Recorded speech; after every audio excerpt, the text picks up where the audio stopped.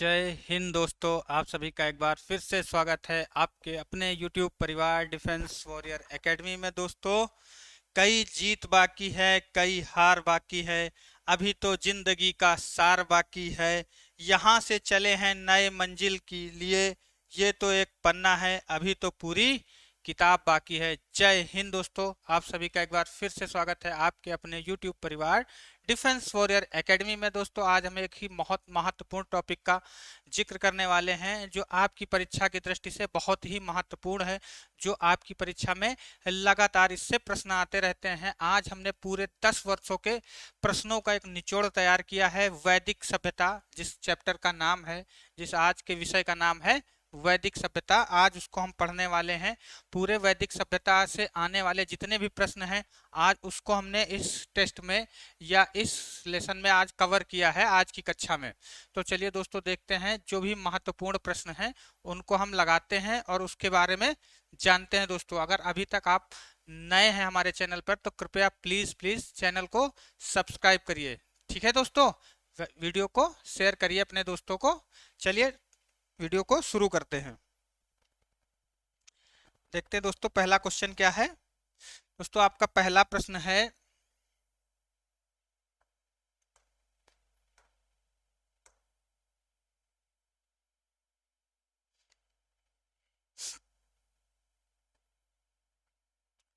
देखते हैं दोस्तों पहला प्रश्न, निम्नलिखित में से कौन सी स्मृति प्राचीनतम है। सबसे प्राचीन स्मृति के बारे में पूछा गया है। बहुत ही मोस्ट इंपॉर्टेंट प्रश्न है, लगातार आपकी परीक्षा में आता रहा है, बार बार पूछा गया है, इसीलिए इस प्रश्न को आज की कक्षा में शामिल किया गया है। दोस्तों, देखते हैं कौन कौन सी स्मृति है। तो ऑप्शन आप देख लेते हैं, मनु स्मृति, याज्ञवल्क्य स्मृति, नारद स्मृति या पराशर स्मृति। जो सबसे पुरानी स्मृति है दोस्तों, आपको बताना है सबसे पुरानी स्मृति कौन सी है। आपको फटाफट इसका जवाब देना है दोस्तों। तो दोस्तों, इसके देखते हैं सही जवाब क्या हो जाएगा। दोस्तों, इसका सही जवाब हो जाएगा मनुस्मृति। सबसे पुरानी स्मृति कौन सी आपकी है, तो मनुस्मृति है। दोस्तों, ये किस पर आधारित है, तो आपका जैसे पराशर स्मृति किस पर आधारित है, तो धर्म पर दोस्तों आधारित है। किस पे आधारित है, पराशर स्मृति आपके धर्म पर आधारित है। नारद स्मृति किस पर आधारित है, तो न्याय संबंधी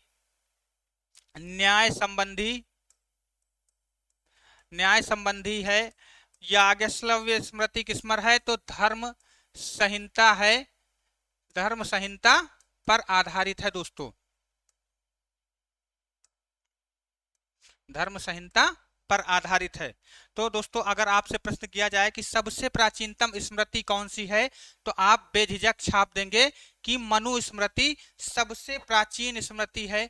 ये चाहे यूपीपीएससीएस हो, आर्मी हो, एसएससी हो, किसी भी परीक्षा में बहुत ही बार पूछा गया सवाल था, जो आपको लगातार पूछा जाता है, इसलिए मैं आपको इस सवाल का आज करा दिया हूं। तो सबसे प्राचीन स्मृति कौन सी है, तो मनु स्मृति आपकी सबसे पुरानी स्मृति है। ठीक है, अगला प्रश्न देखते हैं आपका, उत्तर वैदिक, आपका प्रश्न है, उत्तर वैदिक संस्कृति का काल किसे माना जाता है। दोस्तों, उत्तर वैदिक काल का काल किसे माना जाता है। ऑप्शंस देख लेते हैं, 1500 ईसा पूर्व, 1000 ईसा पूर्व से 600 ईसा पूर्व, 600 ईसा पूर्व से 600 ईसा पूर्व तक, या फिर इनमें से कोई नहीं।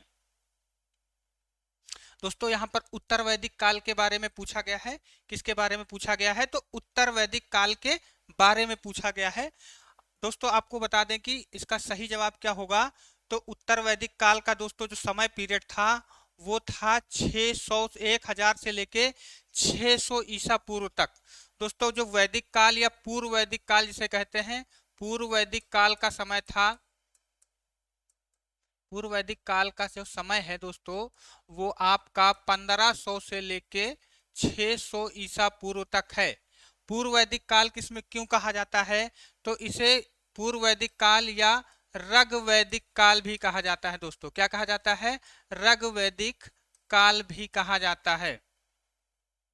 ठीक है दोस्तों, जो 1500 से 1000 ईसा पूर्व तक का जो समय था उसको पूर्व वैदिक काल या ऋग वैदिक काल कहते थे, और जो 1000 से 600 ईसा पूर्व तक का जो समय पीरियड था दोस्तों उसको क्या कहते थे, उत्तर वैदिक काल कहते थे। क्योंकि दोस्तों ऋग वैदिक काल में ऋग्वेद और उत्तर वैदिक काल में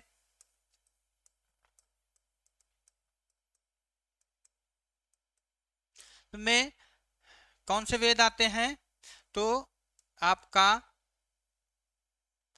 यजुर्वेद,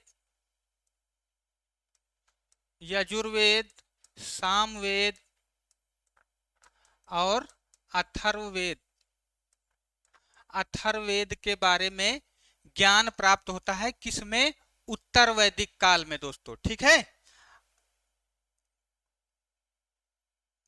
अगला प्रश्न देखते हैं आपका क्या है।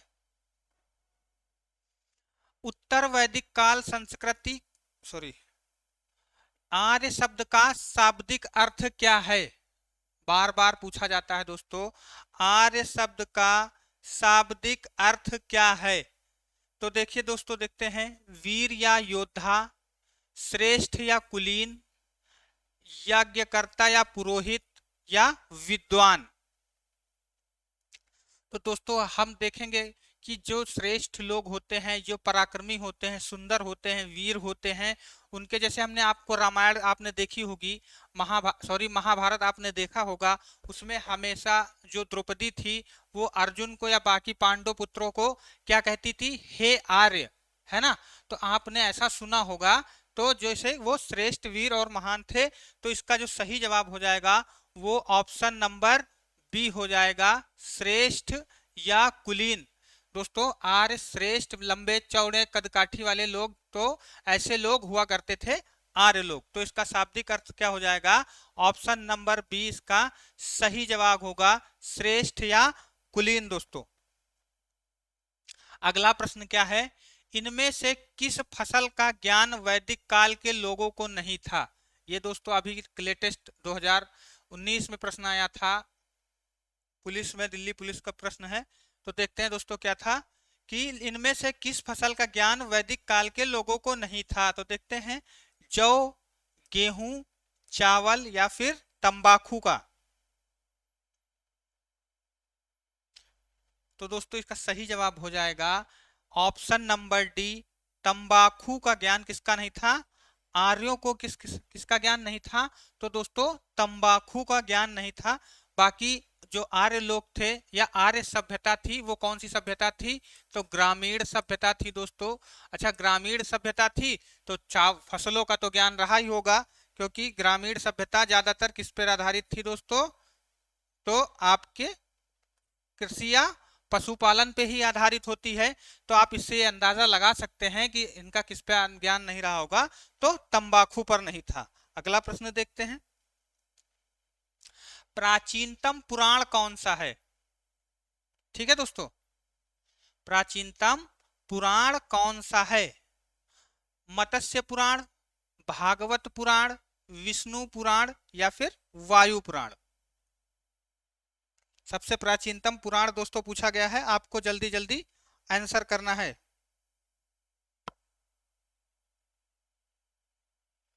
तो दोस्तों इसका जो सही जवाब हो जाएगा वो हो जाएगा ऑप्शन नंबर ए, मत्स्य पुराण। दोस्तों सबसे प्राचीन पुराण कौन सा है, तो मत्स्य पुराण है। पुराणों दोस्तों ये जान रहे हो कि मुख्य रूप से पुराण कितने ज्ञात करना है, तो 5 का ही जिक्र है। कौन सा, वायु,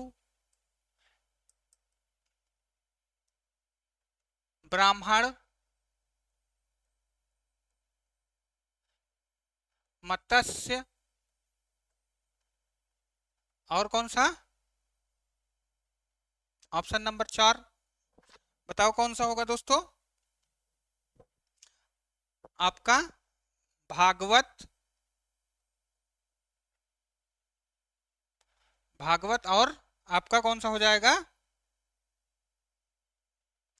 तो दोस्तों विष्णु हो जाएगा। दोस्तों ये 5 ही पुराणों को आपको मुख्य रूप से याद रखना है। अगर आपसे ये प्रश्न पूछा जाता है कि सबसे प्राचीनतम पुराण कौन सा है, तो आपका सही जवाब हो जाएगा ऑप्शन नंबर ए मत्स्य पुराण या मत्स्य पुराण सबसे प्राचीन पुराण है। ठीक है दोस्तों, अगला प्रश्न देखते हैं। किस वेद में प्राचीन वैदिक युग की संस्कृति के बारे में सूचना दी गई है? किस वेद में प्राचीन वैदिक युग के बारे में सूचना दी गई है? तो दोस्तों इसका ऑप्शन देख लेते हैं। ऋग्वेद में, यजुर्वेद में, अथर्ववेद में या सामवेद में? किसमें दोस्तों? आपको आंसर करते रहना है फटाफट, बताइए जल्दी फटाफट। तो दोस्तों वैदिक युग की संस्कृति के बारे में ऋग्वेद में इसकी सूचना दी गई है दोस्तों। ठीक है, कौन से वेद में? तो ऋग्वेद में। अच्छा दोस्तों, ये चार वेद हैं, कौन कौन से? ऋग्वेद, यजुर्वेद, अथर्ववेद और सामवेद। चार वेद हैं। चारों वेदों के उपवेद हैं, कौन कौन से हैं? वेद का पहले आयुर्वेद के उपवेद क्या है? तो ऋग्वेद का। तो दोस्तों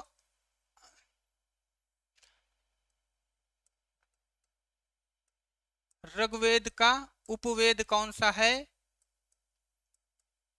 आयुर्वेद। यजुर्वेद का उपवेद क्या है? धनुर्वेद। धनुर्वेद। ठीक है दोस्तों,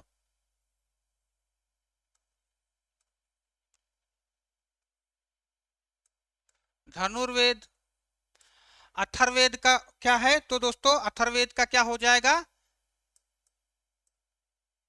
शिल्पवेद। अथर्ववेद का शिल्पवेद है। और सामवेद का क्या है दोस्तों? तो गंधर्व वेद। गंधर्व वेद हो जाएगा उपवेद। दोस्तों कभी कभी ये आपसे वेदों के उपवेदों का नाम पूछ लेता है, जैसे यजुर्वेद के उपवेद का नाम क्या है, या सामवेद के उपवेद का नाम क्या है, ऋग्वेद के उपवेद का क्या नाम है। ठीक है दोस्तों, अगला देखते हैं। निम्नलिखित में से उत्तर वैदिक काल में लिखे गए ग्रंथों का सही क्रम कौन सा है? उत्तर वैदिक काल में लिखे गए ग्रंथों का सही क्रम क्या है? ब्राह्मण, वेद, ब्राह्मण, अरण्य और उपनिषद। वेद, उपनिषद, ब्राह्मण और अरण्य।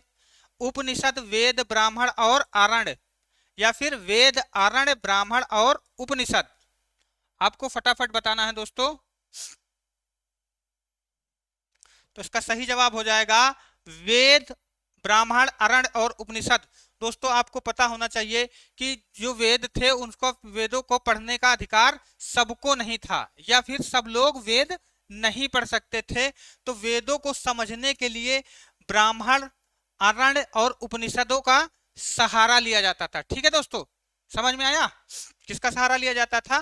ब्राह्मण, अरण्य और उपनिषदों की रचना की गई, जिससे वेदों का संपूर्ण अध्ययन किया जा सके। ठीक है, अगला प्रश्न देखते हैं। तो दोस्तों अगला प्रश्न है, वेदों की संख्या कितनी है? 2 है, 3 है, 4 है या फिर 5 है? वेदों की संख्या कितनी है? तो दोस्तों ऑप्शन नंबर इसका सी सही जवाब हो जाएगा। कौन कौन से वेद हैं? तो ऑप्शन नंबर 1 है ऋग्वेद, ऋग्वेद, यजुर्वेद, सामवेद और चौथा कौन सा है दोस्तों? तो अथर्ववेद। अथर्ववेद।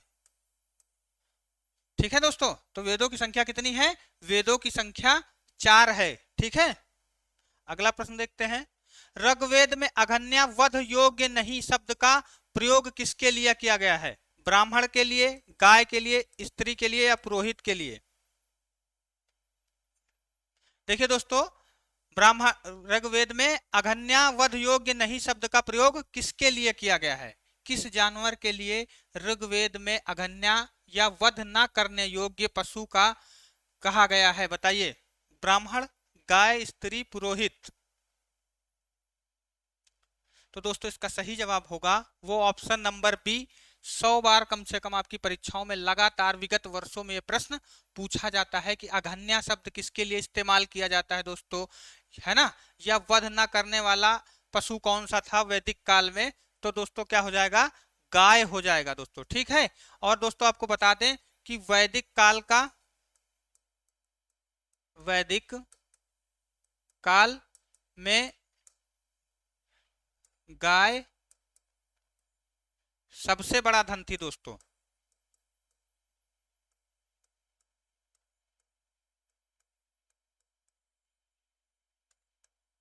वैदिक काल में गाय सबसे बड़ा धन थी दोस्तों। ठीक है, अगला प्रश्न देखते हैं। ऋग्वैदिक आर्यों का मुख्य व्यवसाय क्या था? ऋग्वैदिक आर्यों का मुख्य व्यवसाय क्या था दोस्तों? कृषि, पशुपालन, शिक्षा या फिर व्यवसाय? ऋग्वैदिक आर्यों का मुख्य व्यवसाय क्या था दोस्तों? तो आपको जैसे दोस्तों पता ही होगा कि जो ऋग्वैदिक या आर्यों की जो सभ्यता थी वो कौन सी सभ्यता थी? ग्रामीण सभ्यता थी। ग्रामीण लोग मैक्सिमम क्या किस पर आधारित थे? तो कृषि या पशुपालन पे आधारित था। तो दोस्तों इसका सही जवाब क्या हो जाएगा?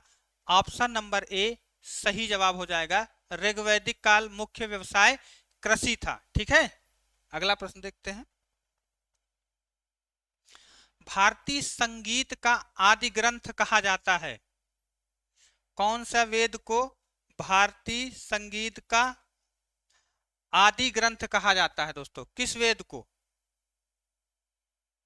बताइए?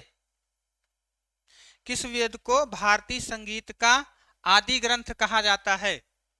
ऋग्वेद को, उपनिषद को, यजुर्वेद को या फिर सामवेद को दोस्तों? तो दोस्तों इसका सही जवाब होगा ऑप्शन नंबर डी, सामवेद को दोस्तों संगीत का आदि ग्रंथ कहा जाता है। आपको दोस्तों ये बता देंगे कि जो ऋग्वेद है वो किससे किससे निकल के बना हुआ है?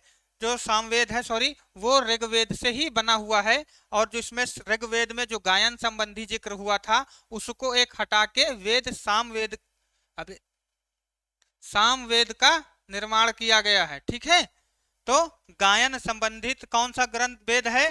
तो सामवेद हो जाएगा। ठीक है, अगला प्रश्न देखते हैं। प्रथम विधि निर्माता कौन है दोस्तों? ठीक है, प्रथम विधि निर्माता कौन है आपका ये प्रश्न है। तो मनु है, चाणक्य है, चंद्रगुप्त हैं या सेल्यूकस हैं?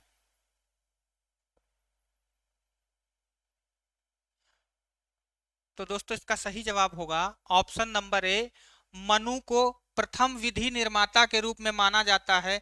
मनु स्मृति को, या मनु ऋषि थे उन्हीं पर आधारित मनु को प्रथम विधि निर्माता माना गया है। ठीक है, अगला प्रश्न। कृष्ण भक्ति का प्रथम और प्रधान ग्रंथ कौन सा है?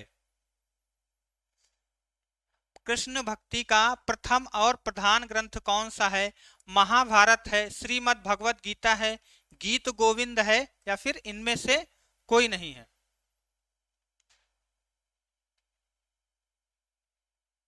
तो दोस्तों कृष्ण भक्ति का जो सबसे प्रधान ग्रंथ है वो क्या है? आपका श्रीमद् भागवत गीता ही है। क्या है? श्रीमद् भागवत गीता ही है कृष्ण भक्ति पर आधारित सबसे प्रमुख ग्रंथ, और ये एक काव्य ग्रंथ है दोस्तों। ठीक है,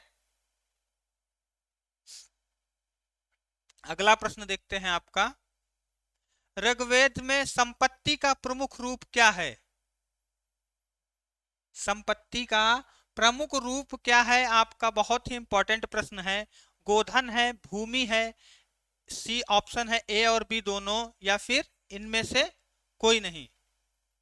वैदिक काल में दोस्तों कौन सा था जो संपत्ति का प्रमुख रूप है? तो दोस्तों इसका सही जवाब हो जाएगा गोधन। ठीक है दोस्तों, क्या जवाब हो जाएगा? तो इसका सही जवाब हो जाएगा गोधन। दोस्तों वैदिक काल में गाय को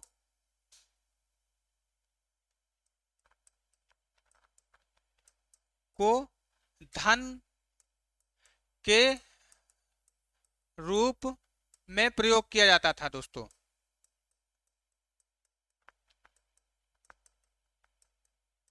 ठीक है दोस्तों, वैदिक काल में अगर गाय को बहुत ही कीमती वस्तु के या कीमत के तौर पे माना जाता था और इसका खरीद फरोख्त नहीं होती थी। ठीक है, अगला प्रश्न देखते हैं। ऋग्वेद के किस मंडल में शूद्र का उल्लेख पहली बार मिलता है? ठीक है, प्रश्न है ऋग्वेद के किस मंडल में शूद्र या वर्ण व्यवस्था का पहली बार उल्लेख मिलता है? आपको आंसर करना है फटाफट। कौन से मंडल में है दोस्तों? ऑप्शंस देख लेते हैं। 7वें मंडल में, 8वें मंडल में, 9वें मंडल में या फिर 10वें मंडल में?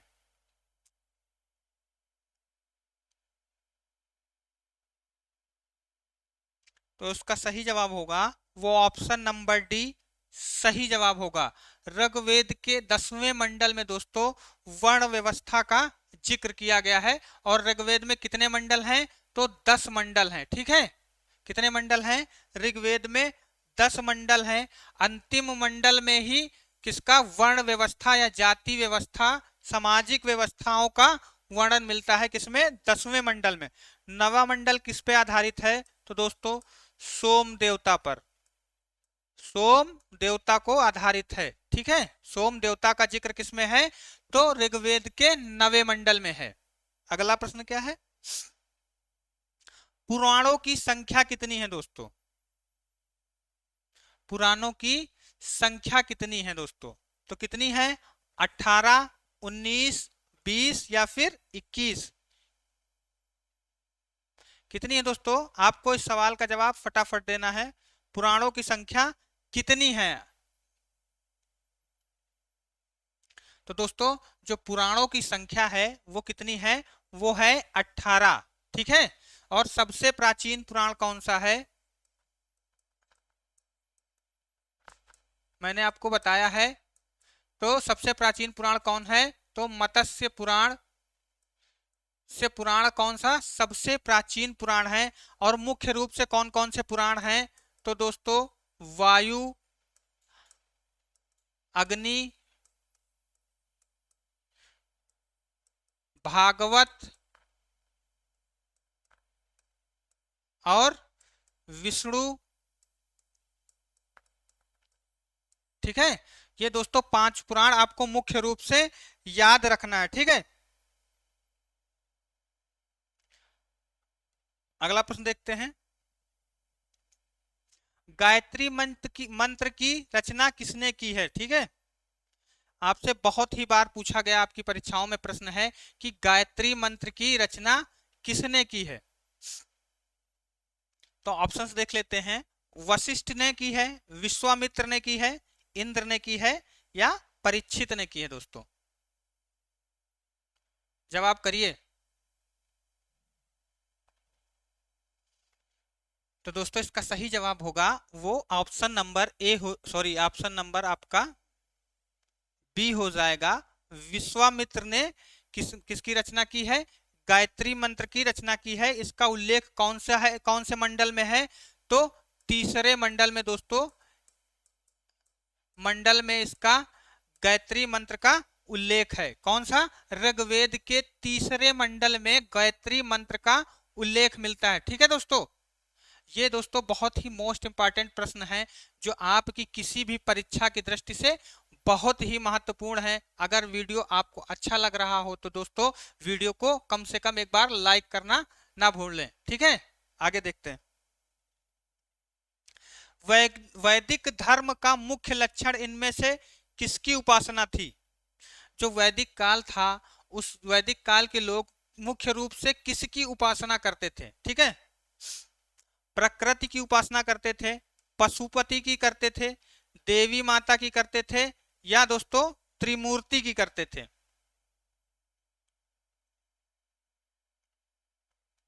आप दोस्तों कंफ्यूज ना होइए। पशुपति की उपासना सिंधु सभ्यता के लोग करते थे। किसके? सिंधु सभ्यता के लोग। ठीक है, तो आपको कंफ्यूज बिल्कुल भी नहीं होना है।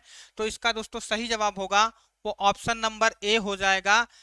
आर्य समाज या वैदिक काल के लोग किसकी? प्रकृति की पूजा करते थे। किसकी पूजा करते थे? प्रकृति की पूजा करते थे। ठीक है, प्रकृति या फिर मातृ शक्ति की। ठीक है, अगला प्रश्न देखते हैं। आर्य भारत में बाहर से आए और सर्वप्रथम बसे थे। समातट में, प्राग ज्योतिष में, पंजाब में या पांचाल में? कहां पर बसे दोस्तों? ठीक है, मध्य एशिया से आर्य आए, ठीक है, और कहां पर बसे?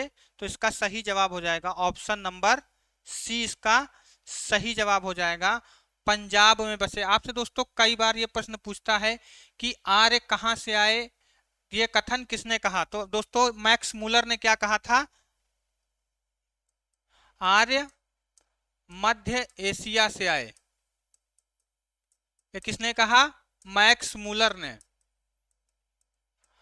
और दोस्तों लगभग यही कथन ही चलता है कि सभी लोग जो विद्वान हैं या जो आपके इंटेलिजेंट जो लोग हैं वो यही मानते हैं कि आर्य कहाँ से आए? मध्य एशिया से आए। पर कभी कभी पूछ लेता है कि आर्य अंटार्कटिका से आए, तो ये किसने कहा था? ये कहा था बाल गंगाधर तिलक ने।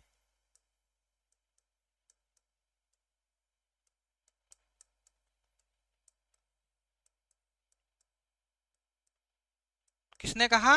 तो बाल गंगाधर तिलक ने, ठीक है। और दोस्तों एक और भारत के विद्वान रहे हैं दयानंद सरस्वती, उन्होंने क्या कहा था कि आर्य कहां से आए? तो तिब्बत से आए।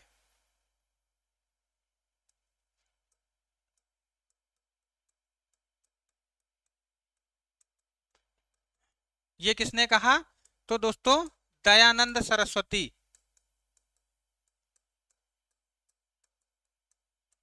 दयानंद सरस्वती ने क्या कहा था कि आर्य कहां से आए? तो आर्य तिब्बत से आए। तो दोस्तों कई विद्वानों के अलग अलग मत हैं, सबने अपना अपना मत रखा है, पर दोस्तों जो मैक्स मूलर ने कहा कि आर्य कहां से? मध्य से एशिया से आए, यही जो मत है वो प्रचलित है और यही लगभग माना जाता है कि आर्य मध्य एशिया से आए या सेंट्रल एशिया से आए, ठीक है।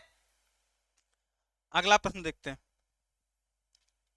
वैशेषिक दर्शन के प्रतिपादक हैं, वैशेषिक दर्शन के प्रतिपादक कौन है दोस्तों? आपको बताना है। ऑप्शन क्या है? कपिल, उलूक कणाद, अक्षपाद या गौतम या पतंजलि? वैशेषिक दर्शन के प्रतिपादक कौन है दोस्तों? तो इसका सही जवाब हो जाएगा आपका उलूक या कणाद। ऑप्शन नंबर बी इसका सही जवाब हो जाएगा, ठीक है। क्या हो जाएगा? ऑप्शन नंबर बी इसका सही जवाब हो जाएगा। उलूक या कणाद किसके प्रतिपादक हैं? तो वैशेषिक के प्रतिपादक हैं। आगे प्रश्न का बाकी ऑप्शंस का जिक्र है, इसलिए अभी बाकी का नहीं बताऊंगा, धीरे धीरे एक एक करके बताता रहूंगा। अगला प्रश्न देखते हैं। मीमांसा या पूर्व मीमांसा के प्रतिपादक कौन है? मीमांसा या पूर्व मीमांसा के प्रतिपादक कौन है? आपके ऑप्शंस देख ले। जैमिनी है, वादरायण है, कपिल है या फिर गौतम है? मीमांसा या पूर्व मीमांसा के प्रतिपादक कौन है? तो ऑप्शन नंबर ए इसका सही जवाब होगा। वह मीमांसा या पूर्व मीमांसा के प्रतिपादक कौन है? तो जैमिनी इसके प्रतिपादक है दोस्तों। ये दोस्तों बहुत ही परिवार पूछा जाता है, आरओ एआरओ हो चाहे पीसीएस प्रीलिम्स हो, किसी भी परीक्षा की दृष्टि से, यूपीएसआई पुलिस किसी भी परीक्षा की दृष्टि से बहुत ही मोस्ट इंपॉर्टेंट प्रश्न है जो आज हम इसको सीरीज में लेके आए हुए हैं। जितने भी प्रश्न हमने इस कवर किए हैं सारे ही बहुत ही मोस्ट इंपॉर्टेंट है, लगातार आपकी परीक्षा में पूछे जाते हैं। वेदांत या उत्तर मीमांसा दर्शन के प्रतिपादक कौन है दोस्तों? वेदांत या उत्तर मीमांसा के प्रतिपादक कौन है? जैमिनी है, वादरायण है, बुद्ध है या फिर महावीर हैं? वेदांत या उत्तर मीमांसा, वो क्या था? पूर्व मीमांसा था। ये क्या है? उत्तर मीमांसा है। तो इसमें कंफ्यूजन नहीं रखना है। तो दोस्तों इसका जो इसके प्रतिपादक हैं वो वादरायण ऋषि हैं। कौन है? वादरायण ऋषि हैं उत्तर मीमांसा के। पूर्व मीमांसा के जैमिनी है, उत्तर मीमांसा के वादरायण है। तो ठीक है, आपको याद रखना है, ठीक है। अगला प्रश्न देखते हैं। किस देवता के लिए ऋग्वेद में पुरंदर शब्द का प्रयोग हुआ है? पुरंदर शब्द का प्रयोग ऋग्वेद में किस देवता के लिए हुआ है? इंद्र के लिए हुआ है, अग्नि के लिए हुआ है, वरुण के लिए हुआ है या सोम देवता के लिए हुआ है? तो दोस्तों इसका सही जवाब हो जाएगा वो इंद्र देवता के लिए हुआ है। किसका प्रयोग हुआ है? पुरंदर शब्द का। ठीक है, इंद्र का लिए ऋग्वेद में कितनी रचाएं, कितनी बार उल्लेख है? तो रचाओं में तो 250 बार। ठीक है, और अग्नि के लिए दोस्तों तो इनका 200 बार उल्लेख है। तो आपको ये भी याद रखना है, कई बार आपसे परीक्षा में ये पूछ लिया जाता है कि आपका इंद्र का कितनी बार ऋग्वेद में उल्लेख है, तो 250 बार, और अग्नि की ऋचाओं के लिए कितनी बार उल्लेख है, तो 200 बार। ऋग्वेद का कौन सा मंडल पूर्णतया सोम को समर्पित है? सोम देवता को कौन सा मंडल ऋग्वेद का समर्पित है, ये आपको देखना है। 7वां मंडल, 8वां मंडल, या 9वां मंडल, या 10वां मंडल?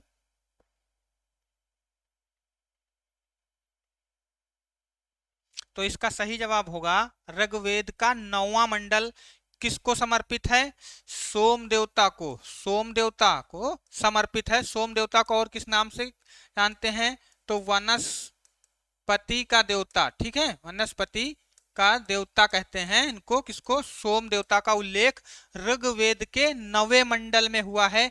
बार बार पूछा जाने वाला प्रश्न है, याद कर लीजिए दोस्तों, गांठ मार के। कितना बार बार पूछा जाता है।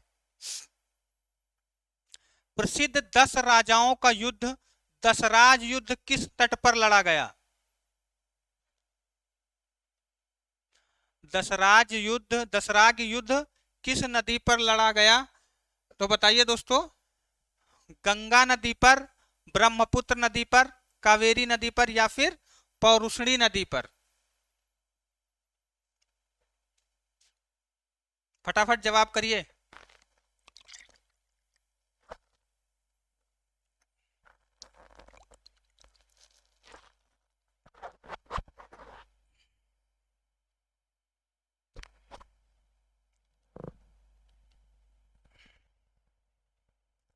का सही जवाब होगा ऑप्शन नंबर डी, पौरुषणी नदी पर। किसका युद्ध हुआ था? दशराग युद्ध हुआ था, जो प्राचीन आर्य वैदिक काल में आर्यों और अनार्यों के बीच में दोस्तों युद्ध हुआ था। आर्यों और अनार्यों के बीच में जो युद्ध हुआ था, दशराज युद्ध जिसको कहते हैं, वो परुषणी नदी के तट पर लड़ा गया था। किस नदी के तट पे?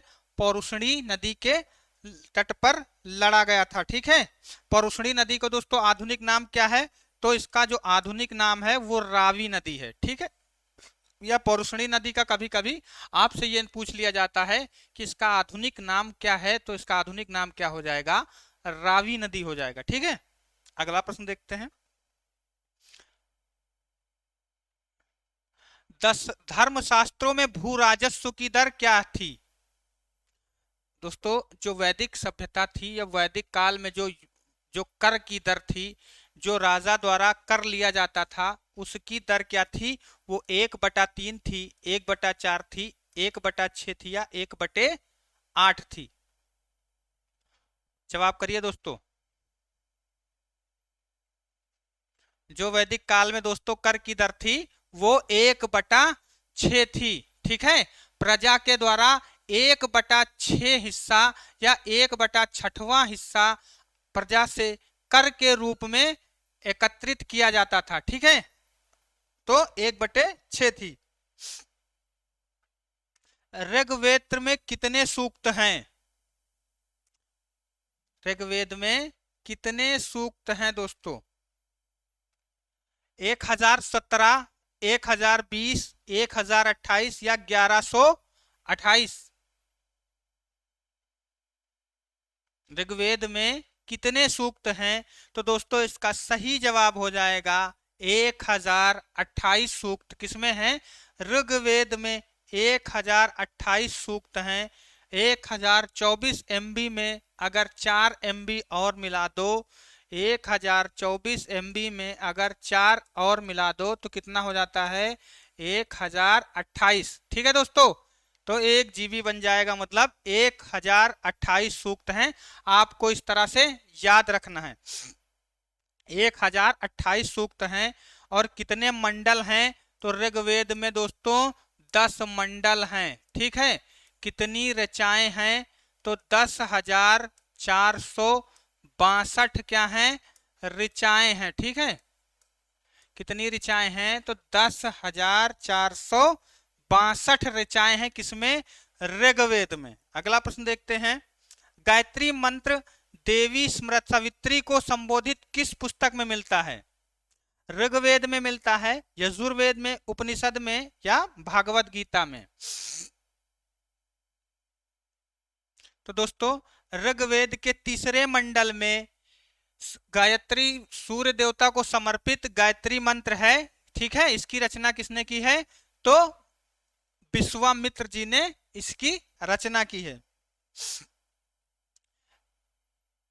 न्याय दर्शन को किसने प्रतिपादित किया है दोस्तों?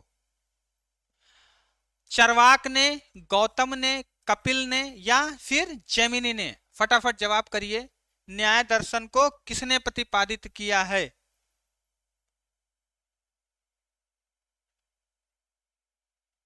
तो इसका सही जवाब होगा वो ऑप्शन नंबर बी, इसका सही जवाब होगा। न्याय दर्शन को किसने प्रतिपादित किया है?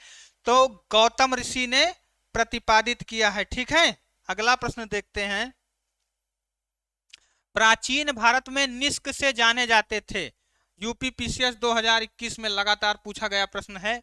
निष्क का किस नाम से जाने जाते हैं? स्वर्ण आभूषण, गाये, तांबे के सिक्के, चांदी के सिक्के? निष्क को किस नाम से जाना जाता है? तो दोस्तों इसका जवाब होगा, वो होगा आपका स्वर्ण आभूषण।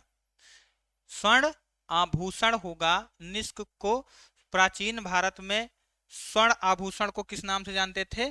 तो निष्क के नाम से जानते थे। दोस्तों बहुत ही इंपॉर्टेंट क्वेश्चन आज हम करा रहे हैं, बहुत ही महत्वपूर्ण प्रश्न है।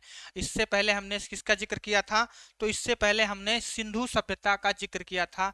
इंडस वैली सिविलाइजेशन से आने वाले बहुत ही महत्वपूर्ण प्रश्नों का हमने सारा जो संकलन था 10 सालों का, जो निचोड़ जितने भी प्रश्न पूछे गए थे उनको हमने एक टेस्ट में संकलित किया था। आज किसका है? तो आज वैदिक सभ्यता का चैप्टर है। जो भी वैदिक सभ्यता से पूछे जाने वाले जितने भी प्रश्न हैं आज हमने सारे कवर किए हैं, क्योंकि आगे से आपका अगर ये वीडियो कर लोगे और 2-3 बार अगर देख लोगे अच्छे से, तो आज से आगे कभी भी वैदिक सभ्यता से आने वाले प्रश्न आपके गलत नहीं होंगे। ठीक है दोस्तों,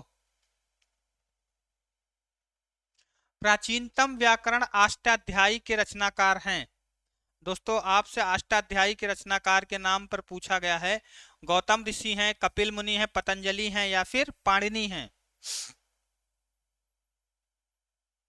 कौन है दोस्तों? व्याकरण ग्रंथ किसका अष्टाध्यायी के रचनाकार हैं? तो दोस्तों आपके पाणिनि को ही किसका किसका रचनाकार माना जाता है?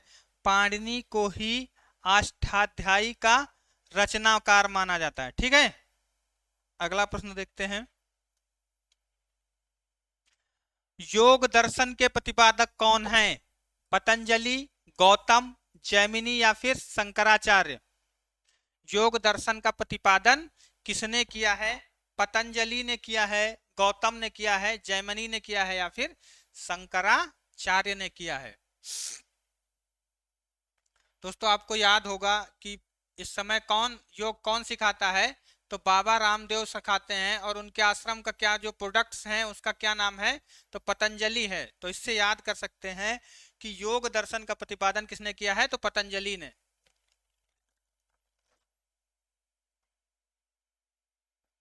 तो योग दर्शन का प्रतिपादन किसने किया है? ऑप्शन नंबर ए इसका सही जवाब हो जाएगा।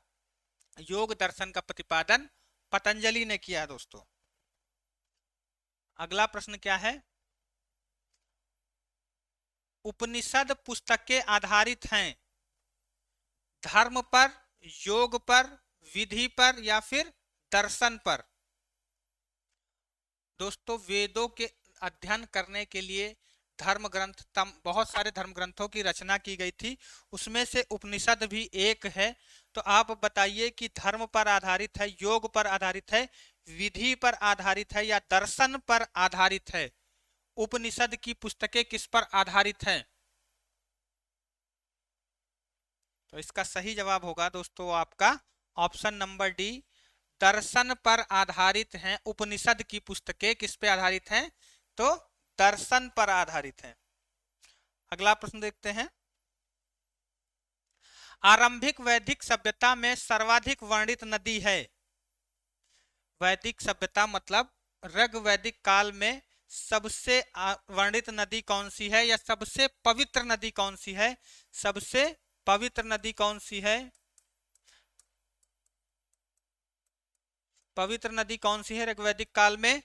कौन सी? सिंधु, सुतुद्री, सरस्वती या फिर गंगा? तो इसका सही जवाब हो जाएगा ऑप्शन नंबर सी दोस्तों। ऋग्वैदिक काल की जो सबसे पवित्र नदी है वो कौन सी है? वो सरस्वती है। ठीक है, अगला प्रश्न देखते हैं और भी जान लेते हैं दोस्तों। ऋग्वैदिक काल में बहुत सारी नदियां थी जिनके नाम हैं, कभी कभी पूछते हैं, जैसे सुतुद्री। सुतुद्री को किस नाम से आधुनिक काल में जानते हैं? तो सतलज के नाम से। सतलज के नाम से। पौरुषणी, सदानीरा, है ना, सरस्वती और सिंधु, ये दोस्तों ऋग्वैदिक काल की प्रमुख नदियां थी। तो इसमें दोस्तों पौरुषणी को क्या जानते हैं? रावी के नाम से आधुनिक काल में। सदानीरा को किस नाम से जानते हैं? तो गंडक नाम से जानते हैं। सरस्वती को किस नाम से जानते हैं? तो घग्गर के नाम से। और सिंधु को सिंधु के नाम से ही जानते हैं। ठीक है, अगला प्रश्न देखते हैं। वैदिक नदी कुंभा काबुल स्थान कहां पर निर्धारित होना चाहिए? जो कुंभा काबुल नदियां थी, काबुल नदी थी, कुंभा नदी थी, वो कौन से भारत के हिस्से में निर्धारित भाग में बहती थी? इसका जिक्र करना है इस प्रश्न में। अफगानिस्तान में, चीन तुर्कमेनिस्तान में, कश्मीर में या पंजाब में? दोस्तों कुंभा या काबुल नदी कहां पर बहती थी, इसके बारे में पूछा गया है। इसका सही जवाब हो जाएगा दोस्तों ऑप्शन नंबर ए, कुंभा या काबुल नदी अफगानिस्तान वाले भाग में बहती थी। ठीक है, अगला प्रश्न देखते हैं।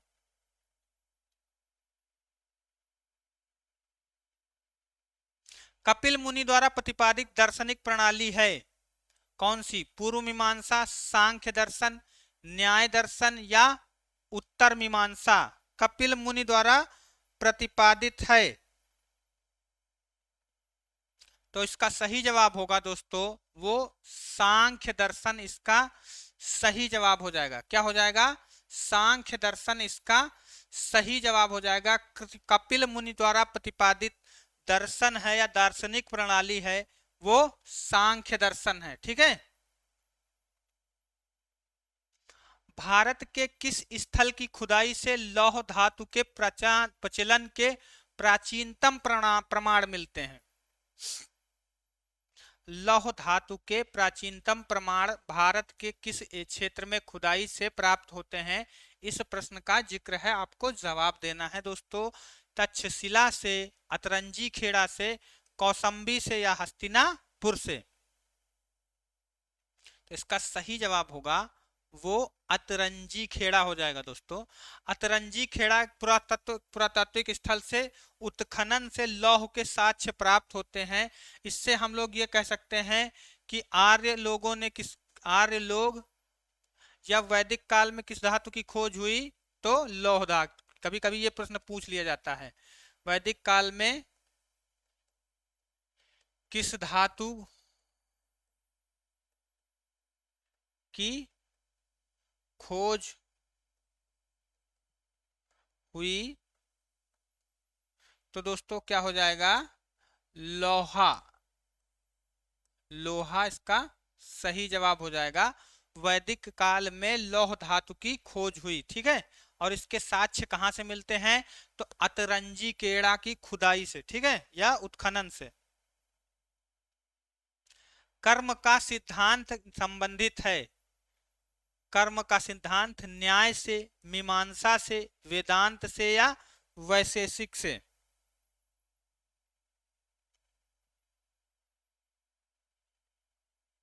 तो इसका सही जवाब होगा दोस्तों, कर्म का सिद्धांत न्याय से संबंधित है। ठीक है, किससे संबंधित है? तो कर्म का सिद्धांत न्याय से संबंधित है। दोस्तों अगला प्रश्न देखते हैं आपका, यज्ञ संबंधी विधि विधानों का पता किस से चलता है? किस वेद में यज्ञ संबंधित विधि विधानों का पता चलता है? ऋग्वेद से, सामवेद से, ब्राह्मण ग्रंथों से या फिर यजुर्वेद से? दोस्तों इस प्रश्न का जवाब करना है कि किस वेद से आपका यज्ञ संबंधित विधि विधानों का पता चलता है। दोस्तों वीडियो बड़ा जरूर है, पर जितने भी प्रश्न आज हमने कवर किए हैं वो आपके एग्जाम की दृष्टि से बहुत ही महत्वपूर्ण है। तो आपसे विनम्र निवेदन है दोस्तों कि आप कृपया एक बार चैनल को सब्सक्राइब करें और लाइक करना बिल्कुल भी ना भूलें, क्योंकि दोस्तों हम वही प्रश्न कवर करते हैं जो आपकी परीक्षा में लगातार पूछे जाते हैं। बहुत ही मेहनत से उन प्रश्नों को एकत्रित करते हैं आपके लिए एक बेहतरीन वीडियो बनाने के लिए। ठीक है दोस्तों, अगर वीडियो अच्छा लग रहा हो तब भी कमेंट करिए, और वीडियो ना अच्छा लग रहा हो तब भी कमेंट करिए, उसके लिए हम सुधार करने के आभारी होंगे। ठीक है, तो दोस्तों इसका सही जवाब हो जाएगा वो ऑप्शन नंबर डी, इसका सही जवाब हो जाएगा। ऋग्वेद में यजुर्वेद में मंत्र विधि यज्ञ और विधि विधान का या बलि के बारे में जिक्र किया गया है। किसमें किया गया है? यज्ञ के विधि विधान या बलि संबंधी कार्यों का जिक्र किसमें किया गया है? तो यजुर्वेद में किया गया है। यजुर्वेद गद्य और पद्य दोनों रूप में संकलित है। ठीक है, तो गद्य और पद्य दोनों रूपों में संकलित है। ठीक है, कौन सा वेद? तो यजुर्वेद। दोस्तों सबसे प्राचीन वेद कौन सा है? ऋग्वेद, यजुर्वेद, सामवेद या अथर्ववेद? दोस्तों बार बार वही उसी जैसे क्वेश्चन को रिपीट किया गया है, ताकि आप बिल्कुल भी ना भूलें। जो भी प्रश्न आपकी तरफ छप जाए आपके दिमाग में, तो आपको इसको छाप देना है एग्जाम में कि सबसे पुराना वेद जो भैया है वो कौन सा वेद है? तो ऋग्वेद सबसे पुराना वेद है भैया। ठीक है, कौन सा वेद सबसे पुराना है? तो ऋग्वेद सबसे पुराना है। दोस्तों ये पूर्व वैदिक काल का था। किसमें? पूर्व वैदिक काल 1500 से 1000 ईसा पूर्व में जो वेद था, उस पूर्व वैदिक काल में ऋग्वेद वो सबसे पुराना वेद है। और सबसे नया वेद दोस्तों कौन सा होगा? तो अथर्ववेद सबसे आधुनिक वेद हो जाएगा। ठीक है, नया या आधुनिक। चरक संहिता नामक पुस्तक किसने से संबंधित है? अर्थशास्त्र से, राजनीति से, चिकित्सा से या धर्म से? चरक संहिता नामक पुस्तक किससे संबंधित है? अर्थशास्त्र से है, राजनीति से है, चिकित्सा से है या फिर धर्म से संबंधित है? दोस्तों तो इसका सही जवाब हो जाएगा दोस्तों, चरक संहिता किससे संबंधित है? चिकित्सा से संबंधित है। शल्य क्रिया या सर्जरी से इस पुस्तक में विशेष रूप से जिक्र किया गया है, चिकित्सा से संबंधित है। ठीक है, किससे? चिकित्सा से। ऋग्वेद में कुल कितने मंडल हैं? दोस्तों आपका प्रश्न है, ऋग्वेद में कुल कितने मंडल हैं? तो हमने आपको बताया है कि ऋग्वेद में 10 मंडल हैं। एग्जाम में ऐसे छाप देना कि ऋग्वेद में 10 मंडल हैं। बच्चों कितने मंडल? 10 मंडल हैं। किस वेद में जादुई माया और वशीकरण का वर्णन है? आपको दोस्तों कितनी बार बताया है कि ऋग्वेद में किसका वर्णन है? इसी तरह सामवेद में गायन का है, यजुर्वेद में क्या है? बलि और यज्ञ का वर्णन है। दोस्तों सामवेद में गायन का है, तो अथर्ववेद में क्या है? तंत्र मंत्र टोना टटका मुक्त वशीकरण विवाह प्रक्रिया किसमें है? सारा सब कुछ इसमें है, अथर्ववेद में है। ठीक है दोस्तों, तो जादू टोना तंत्र मंत्र वशीकरण का वेद कौन सा है? तो अथर्ववेद है। ठीक है, अगला प्रश्न देखते हैं। आर्य शब्द इंगित करता है, किस चीज को आर्य शब्द इंगित करता है? नरजाति समूह को, यायावरी जन को, भाषा समूह को, या श्रेष्ठ वंश को? तो इसका सही जवाब होगा ऑप्शन नंबर डी, श्रेष्ठ कुलीन को ही क्या कहते हैं? आर्य कहते हैं। ठीक है,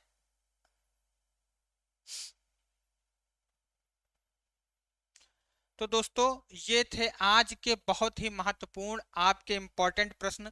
आशा करता हूं ये प्रश्न आपको समझ में आए होंगे, आपके एग्जाम की दृष्टि से बहुत ही महत्वपूर्ण है। अगला वीडियो हम इसी तरह आपके लिए लेते आएंगे। अगर आपको ये वीडियो समझ में आया हो, चीजें अच्छी लगी हो, आपके काम की लगी हो कि हमारे एग्जाम में ऐसा प्रश्न आ सकता है, तो आप कृपया एक बार चैनल को लाइक करें, शेयर करें, सब्सक्राइब करें और हमें उत्साहित करें। ठीक है दोस्तों, कमेंट करना बिल्कुल ना भूलें कि आपको वीडियो कैसे लगा। तो तब तक के लिए दोस्तों नेक्स्ट वीडियो में मिलते हैं। जय हिंद।